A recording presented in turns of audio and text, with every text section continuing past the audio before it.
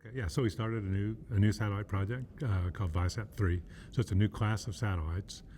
Each one of them covers a third of the world. So the three of them together provide global coverage, and they provide bandwidth at economics that nobody's ever had before. So each one of those satellites on its own has more bandwidth than all the satellites that have ever been launched for communications put together. All of them put together.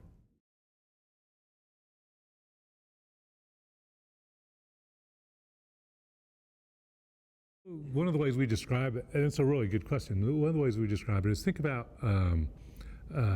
Moore's Law, for computing. So it's like processing speed and it's memory. So if you were to go back 20 years ago, right, I mean, who envisioned, well, if you plotted out Moore's Law, you could envision it. But right at that point, think about processors with multiple computers, each running at gigahertz and gigabytes of memory in a PC.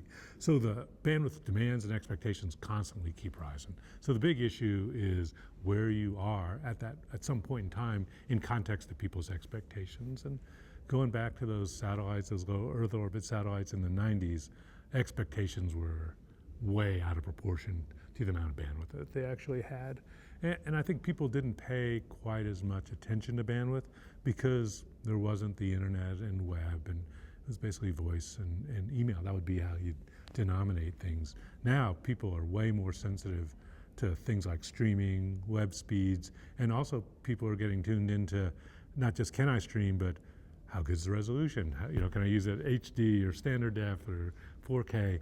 So we have a good sense of where we are. I think that one of the things we did with ViaSat 1, which is how we got in this business, is we were able to calibrate what we could deliver relative to expectations so that we delivered the speeds that people expected for the price that they paid. And so just to put things in perspective, all the bandwidth put together, I'm going to guess a little bit here, but if we take all this bandwidth and put it together, more bandwidth than has ever been put in the world in communication satellites, it might constitute 1%, on the order of 1% of the bandwidth that's in the world at that point in time. So that gives us some bound. Now it turns out, if you look at how much money's been invested in telecom bandwidth in the world, it's like hundreds of billions of dollars, many hundreds of billions of dollars. So if we can do something for $1 billion or $1.5 billion and get 1%, hey, that's really good economics. So we can deliver a good experience at that price. But that's context. Does that give you some sense of where we are?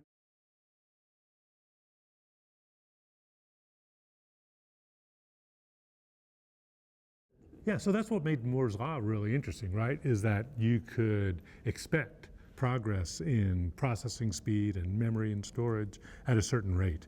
And so that's more what we're thinking about, is that we can deliver a rate of improvement, and that's reflected in economics, right? It's like you don't really even pay more for a computer than you did 30 years ago. It's just 1,000 times more capable, right? So that's that rate of improvement that gets expressed in better performance.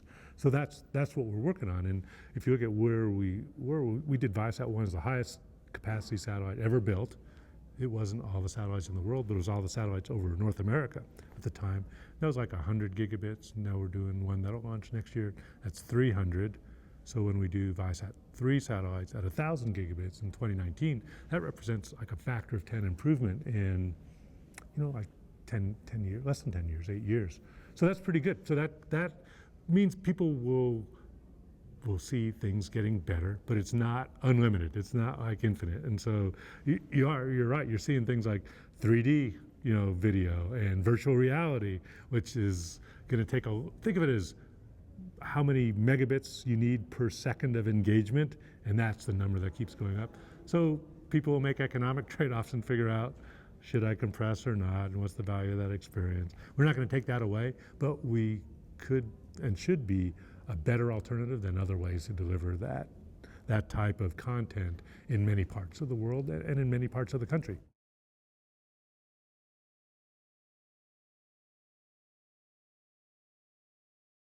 Yeah, so the big thing about fiber, when you think about it, is, hey, once I lay it, I have almost unlimited amounts of bandwidth. Not totally unlimited, but in context, enormous amounts of bandwidth. but it's not portable. You can't move it, right? And you can be anchored to it. And even within your home, you might have fiber to your home, but your experience might be limited by Wi-Fi, right? So that's the really cool thing about satellite is if you think about it as how much does it cost us to get there? Oh, no, I don't want to be there anymore. I want to be over here. It doesn't cost any more to go from here to there. And so we're really strong in mobility. We're really strong in places where demand is uncertain or where there's multiple service providers and you don't know what fraction of the market you're going to get and whether or not you should make all that investment in fiber. So if we can get to the point where we're good enough, it's a really good competitive position.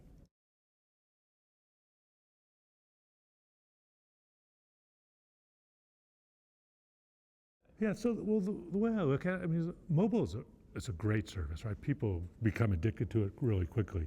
But one of the things that's really interesting about mobile is if I look at it from a device, I have a mobile device and I'm consuming content, it's something like 85% of all the content I consume on my mobile device comes through Wi-Fi, not through the mobile carrier. But you still got that 15-ish% where you can't get Wi-Fi. And really that's all, it's all physics. It's like if I want to get connectivity out on the freeway, I've got to, I can only be so close to a cell tower. I'm gonna have to use frequencies in these range and there's not that much bandwidth there. So people have gotten really good at getting the maximum out of that, but the only way to really ensure a consistent experience is to do that metering. And I think that's a hard problem to solve. We're not going to see a direct satellite connection at 30 gigahertz to your iPhone. So you'll probably have to go through a Wi-Fi hotspot. Could be on your car, could be on a bus, could be in a coffee shop. So wherever you can get Wi-Fi and get an antenna will be a really good threat. But there'll always be those places where you probably will use mobile and you'll just try to use as few gigabytes as you can because it's really a scarce resource physically.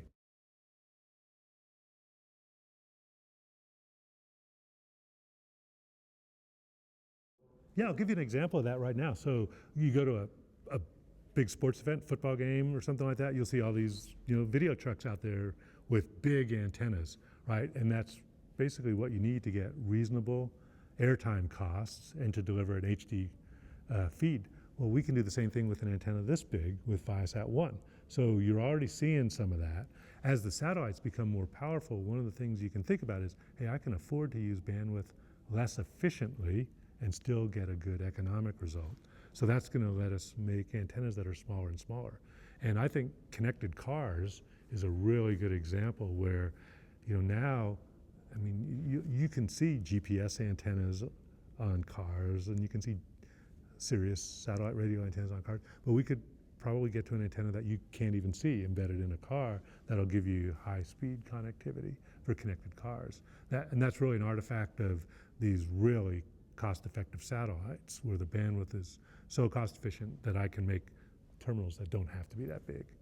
So that's a really cool artifact of the good satellites.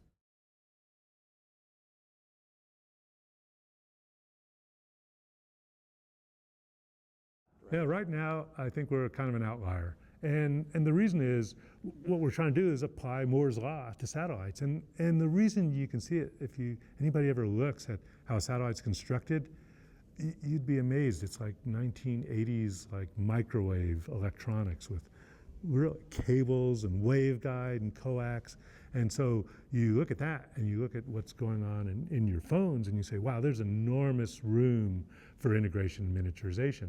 The big thing you need to do that is you need to break all the boundaries of how people view satellites and how they build teleports and infrastructure, what they expect for the terminals and how the fiber networks work. But if you're willing to tackle all those things at once, there's enormous opportunity. And so that's what we're excited about.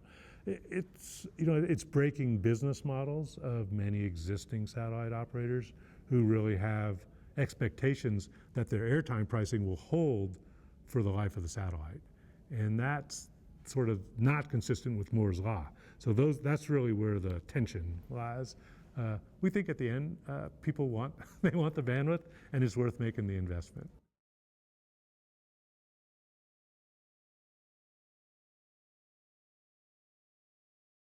So you would think that the that somebody that goes to market and says, hey, our value proposition, we're going to drive down the cost of bandwidth, that everybody would go, of course, that's a great one. But it's new. It's not been the value proposition for satellite. If you look at satellite operators, what they'll say is, hey, we have these many satellites, we have these orbital slots and these coverage areas, but they haven't in the past talked about their bandwidth costs. Well, people are becoming more and more sensitized to it. So I think it's the next wave, and we want to be early to the next wave. We don't want to follow it.